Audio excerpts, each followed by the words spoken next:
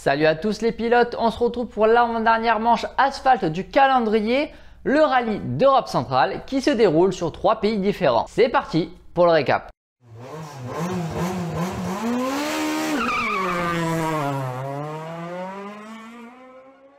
On attaque par le Junior WRC, c'est la fin du championnat et c'est donc la dernière manche où le double des points est attribué. 4 pilotes peuvent encore prétendre à la couronne. Dès la première spéciale, on perd les Irlandais Kelly Hammond.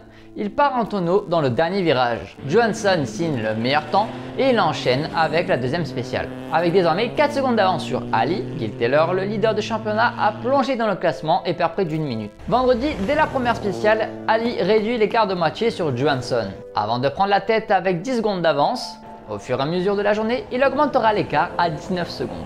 Samedi, Johansson a manifestement un problème et lâche énormément de temps sur Ali, qui passe désormais leader avec 45 secondes d'avance. Cependant, il reste le moins bien placé au championnat. Taylor a 100 points, Johansson 85 et Ali 64. Malgré donc la possible victoire de Ali, pour l'instant, Taylor est le champion en junior en titre 2025. Le samedi verra une grosse bataille entre Taylor et Johansson. Taylor réussit à garder la deuxième place face à Johansson. Mais le dimanche, Ali part à la faute et c'est Gil Taylor qui prend la tête du rallye. Cette seconde sépare les deux hommes. Le titre se joue sur la dernière spéciale du dernier rallye de la saison. Il n'y a pas mieux comme suspense. Et au terme des 23 km de la Power Stage, c'est donc Mal Johansson qui s'impose 1 seconde 6 d'avance devant Taylor. Le Suédois donc devient champion. On passe en WRC2, évidemment les titres sont déjà attribués, mais les manches se déroulent quand même. Yazin peut encore viser le titre de vice-champion sur cette année. Cajon fait le meilleur temps devant Léo Rossel. Solberg fait le meilleur temps, mais il est transparent au classement, il ne marque évidemment aucun point et n'est pas inscrit en WRC2, mais il sert à titre de comparaison face aux autres pilotes. Vendredi, Rossel signe un bon temps devant Gryazin et Solberg, mais il reste derrière Cajon à 6 secondes 6. Philippe Marès, le Tchèque sur des routes qu'il connaît, signe le meilleur temps devant Cajon et Rossel. Au général, Marès dépasse Rossel pour la P2. Marès malheureusement subit une crevaison. Pour Cajon, la course est assez tranquille pour le moment, il possède 41 secondes d'avance sur Léo Rossel. Gryazin et Dapra doivent s'arrêter pour une crevaison, ils perdent respectivement 1 minute 30 et 2 minutes. Dans la dernière du vendredi, Léo Rossel signe un excellent temps et il récupère 7 secondes sur Cajon. Il fait même le meilleur temps absolu des rallyes 2 devant Solberg. Samedi, Cajon subit une crevaison et lâche 20 secondes. Désormais seulement séparé par 18 secondes, Léo Rossel stabilise l'écart. Mais Cajon reste solide en tête. Gryazin part en tête à queue à haute vitesse. Malheureusement, il cassera sa colonne de direction. Cajon augmente encore un peu ça en avance avant de taper l'angle d'une maison et cassera son demi-train.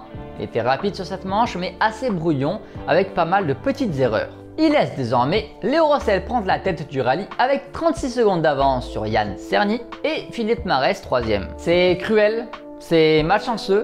Malheureusement, Léo Rossel, après le point stop, devra abandonner suite à un problème électrique sur sa C3. Dimanche, c'est donc Cerny qui prend les commandes du rallye devant Marès et Dapra 3e qui revient de loin suite à sa crevaison.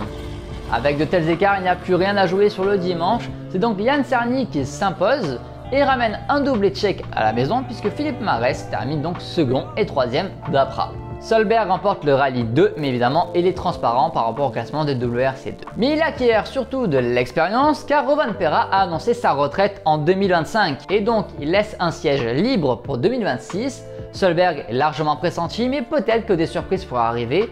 Par exemple Tanak, voire peut-être Adrien Fourmeau qui n'ont pas encore signé de contrat pour Hyundai ou d'autres surprises. Et vous, vous en pensez quoi?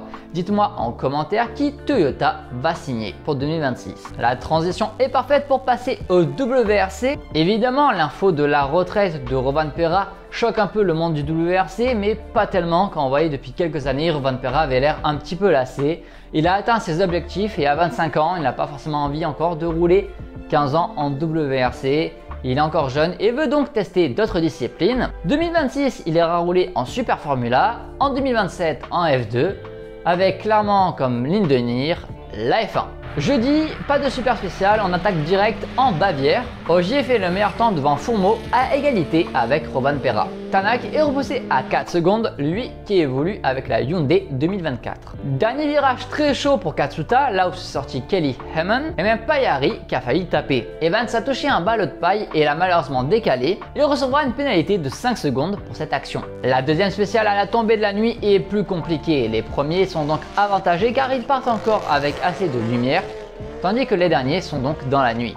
Rovanperä signe le scratch, Fourmeau malheureusement glisse à la 3e place, les Ford sont déjà hors du coup. Vendredi, les Hyundai signent un triplé pour quelques dixièmes. Les écarts sont très faibles dans la 4. Rovanperä signe un excellent chrono et revient à 6 dixièmes de Ogier. Fourmeau lui récupère un peu de temps mais reste à 3 secondes 6. Paillari signe un très bon temps à 1 dixième du scratch. Pour terminer la matinée, la spéciale du col de Jeanne, un gros morceau de 23 km est présent. Neuville crève après avoir tapé à une bosse. Munster à la même bosse tape et casse son demi-train. Ogier a sorti la grosse attaque, un peu prudent, Rovanperä suit quand même le rythme à 3 secondes 3, mais Evans, Fourmeau, Tanak, tous les autres ramassent. Tanak est 3ème à plus de 22 secondes, tandis que Rovanperä est à 3 secondes 9. La seconde boucle de l'après-midi redémarre par le col de Jeanne. Cette fois, Rovanperä fait le scratch 1 seconde 5 plus rapide. Rovanperä gagne encore 2 secondes, Ogier n'a plus que 3 dixièmes d'avance. Ogier double cet écart dans la dernière spéciale, Evans grappille un peu de temps. Le podium reste loin d'être joué avec Tanak et Katsuta qui ne sont pas très loin à 7 secondes. Samedi, la pluie s'invite et la spéciale est plus difficile. C'est de la survie.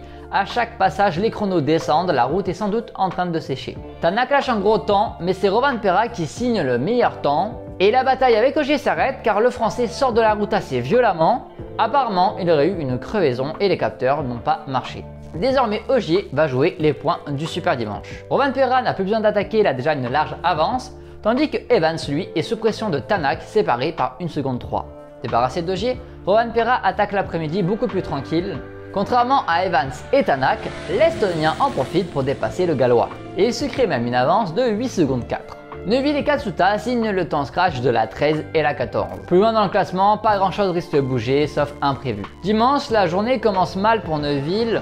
Il tape un pont, la spéciale sera annulée, évidemment la Hyundai est en plein milieu sur la route, mais surtout elle a déversé toute son huile et c'est assez dangereux. Les pilotes écoperont d'un temps forfaitaire, Ogier scratch donc dans la 16, il passe leader du super dimanche pour 1 seconde face à Evans, puis 1 seconde 8 Rovanperä, 4 secondes 2 Tanak. Revenu comme un boulet de canon dans la Power Stage, Evans dépasse Tanak, c'est des points précieux pour le championnat. Ogier remporte donc le super dimanche et la Power Stage, il sauve 10 points pour le championnat. Rovanperä s'impose devant Evans, Tanak reste dans la course au titre évidemment, mais il est quand même assez loin à 40 points. 4ème, Katsuta signe un bon rallye. 5ème, Fourmeau a signé des chronos assez intéressants, mais globalement la Hyundai avait l'air de manquer de performance. 6, Paillari fait un résultat correct avec quand même quelques bons temps. 7ème, McCarlin égalise son meilleur résultat de la saison. Au championnat, Evans a donc 13 points d'avance sur Ogier et Rovanperä à 2 manches de la fin. Ce n'en est que mieux pour le spectacle et le suspense. Sauf pour le titre constructeur, c'est plié pour Toyota qui remporte un 9ème titre. La prochaine manche va être au Japon, un rallye asphalte et donc le dernier de la saison. Le premier au championnat après le Japon ouvrira la route en Arabie Saoudite. Sur ce rallye que personne connaît, sur un terrain assez désertique avec beaucoup de cailloux, il faudra faire gaffe quand même que les crevaisons ne changent pas la course au titre. Le Japon se déroulera du 6 au 9 novembre. Quant à nous, on se retrouve le 12. Je vous dis à bientôt les pilotes.